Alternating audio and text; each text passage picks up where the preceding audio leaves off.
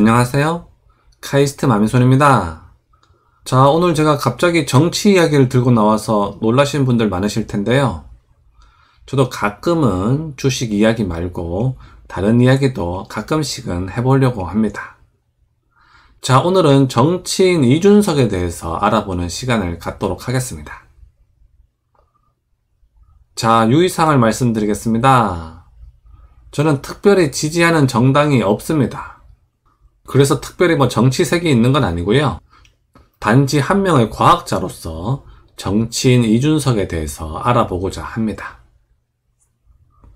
자, 제 영상에서는요, 그냥 이준석 씨라고 호칭하도록 하겠습니다. 자, 이준석 씨의 이력 사항을 한번 알아보도록 하겠습니다. 자, 서울에서 출생을 했고요. 출생 연도는 1985년입니다. 그래서 올해 만 36세가 되었습니다. 키는 한 174cm 정도 되고요. 종교는 천주교라고 하네요. 그리고 병력은 산업기능요원으로 복무를 했습니다. 이 산업기능요원 뭔지 다 아시죠? 군대를 현역으로 갔다 오는 것 대신에 방위산업체에서 일을 하는 것을 말합니다. 자, 이준석 씨의 이력상을 조금 더 말씀드리겠습니다. 자, 이 사진은 이준석 씨가 좀 더 젊었을 때에 방송에서 인터뷰한 그런 사진입니다. 자, 이준석 씨는 이 서울과학고를 나왔죠? 전국에 과학고등학교가 많이 있는데요. 그 중에서도 서울과학고는 과학고 중에서 제일 좋은 과학고라고 할 수가 있겠습니다. 그리고 거기를 이제 조기 졸업을 했죠? 과학고는 이제 2년 만에 졸업이 가능하거든요. 그래서 2년 만에 졸업했다. 그런 얘기입니다. 자, 그리고 여기 특이사항이 하나 있는데요. 과학고 시절에 학생회장을 역임했다고 합니다. 자, 이 대목이요. 저도 과학고를 나왔습니다만, 이 과학고에서 학생회장을 역임한다는 거, 참 리더십이 좋다고 할 수가 있겠습니다. 왜 그런 거냐면요. 여러분들 잘 아시겠지만 그 과학고 애들은 나름 다 똑똑한 애들이 모인 거잖아요. 그래서 그 과학고 애들은 나름 다 자기만의 뚜렷한 주관을 갖고 있습니다. 그래서 다른 사람들 말을 잘 듣질 않거든요.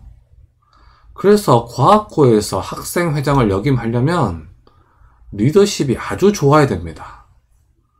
그래서 이 과학고에서 학생회장을 역임했다는 거, 이준석 씨가 나름 리더십이 아주 좋은 사람이라는 것을 알 수가 있습니다.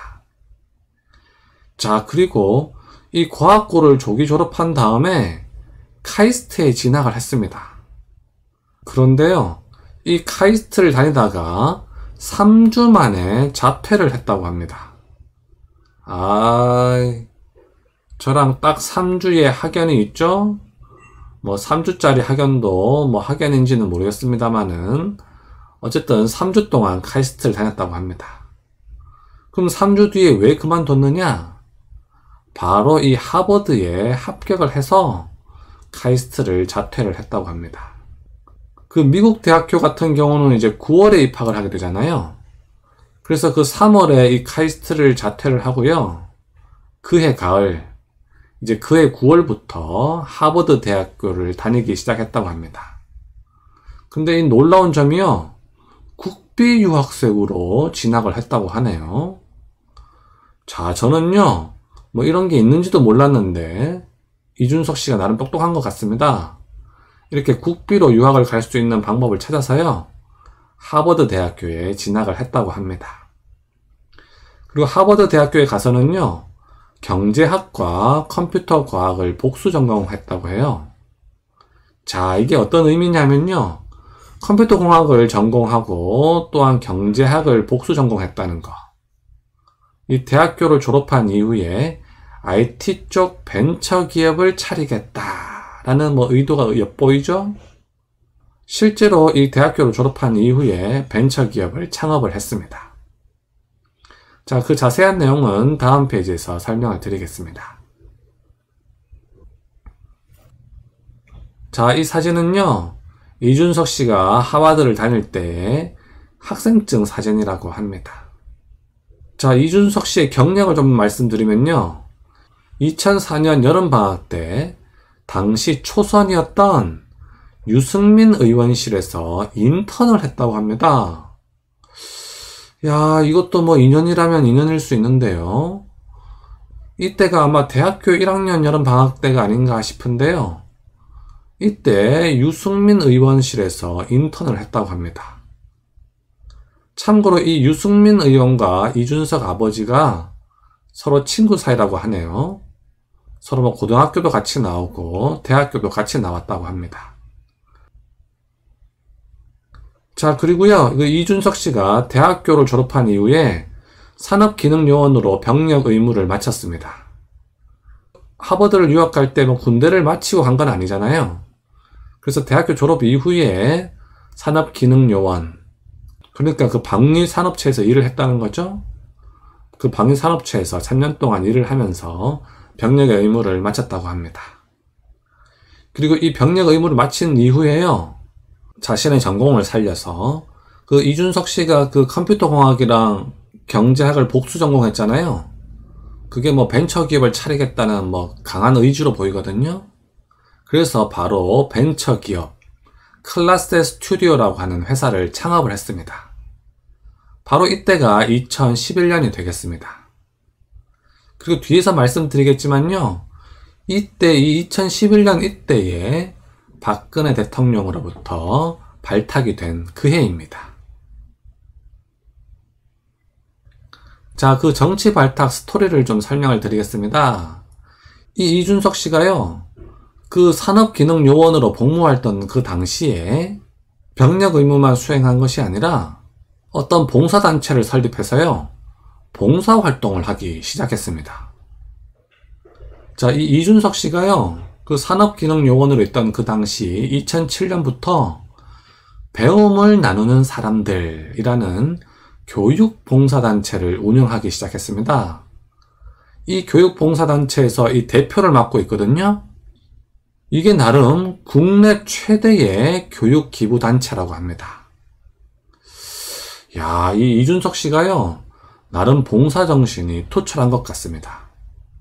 뭐 공직에 맞다고도 할 수 있겠죠? 그래서 산업기능요원으로 복무하던 그 당시부터 이런 교육봉사단체를 만들어가지고 봉사활동을 하기 시작했습니다. 그리고 이 2011년에요, 이 나름 국내 최대의 교육기부단체라고 하는 곳이잖아요. 그래서 박근혜 대통령이 여기를 방문을 하게 됩니다. 그러면서 그때 이 박근혜 대통령이 이 이준석 씨를 눈여겨보고 바로 2011년에 이준석을 정치에 발탁하게 됩니다. 자, 그 이후의 스토리는요, 여러분들이 뭐 잘 아실 거라고 생각해서 자세히 설명드리지는 않겠습니다. 자, 어쨌든 정치에 발탁되기 전에는 이러한 일을 해오고 있던 이준석 씨였습니다.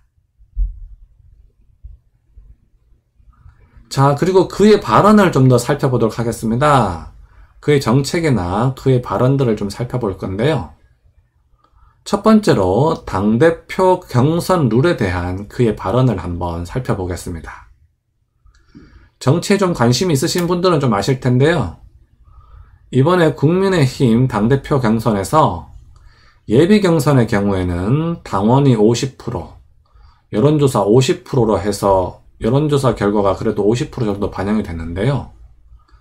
6월 11월에 있을 본 경선의 경우에는요, 당원 조사가 70%, 여론조사가 30%로 이준석 씨에게 지금 불리한 경선 룰인 상황이거든요.